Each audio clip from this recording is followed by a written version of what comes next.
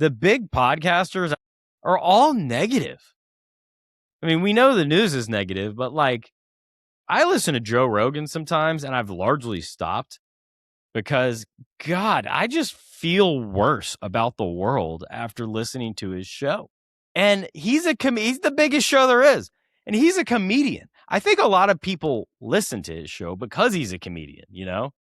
But his worldview is so negative and cynical, and he frames things in a way where he presents the problem. Oh man, this is messed up. Oh man, there's a conspiracy about this. Oh man, I don't know what's going to happen with this. This is crazy.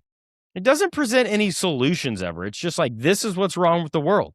And that's the simplest way I can put it. And that's what a lot of comedian podcasters do. That's what a lot of podcasters do.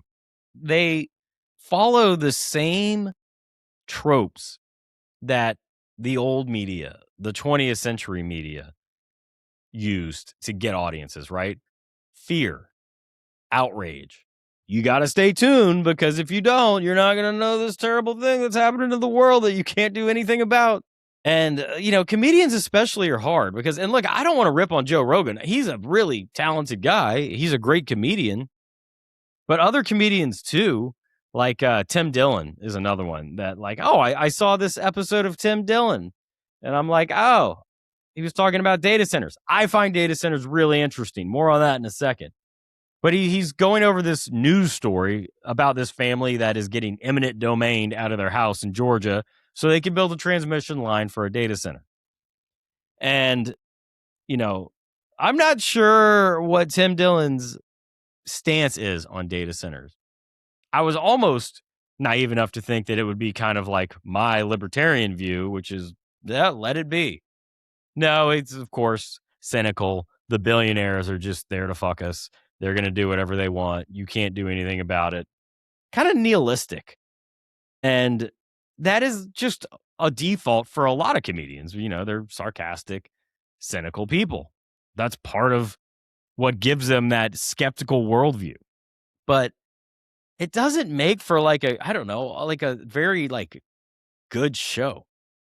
And I'm being dead serious here. I think in order to move forward with a better world, a world that's reshaped, that's more liberated and empowering, we got to have better media here. And so getting back to that Tim Dillon story, like he was talking about data centers and how like, this family got kicked out of their home and, they're interviewing the family. Now I pick up very quickly that Tim Dillon's stance is these are all fuck the billionaires. They're going to do what they want. And this family stance is, we're losing our house. And of course, the news station stance is they're there for the family, the little guy. But like this family lived underneath power lines, and you're getting paid above average rate to clear out and go somewhere else. Well, this house has been in our family for generations. What is it with Americans and like being so attached to housing? It's a commodity. It's a good. Like nobody, like other places in the world, people don't feel that way.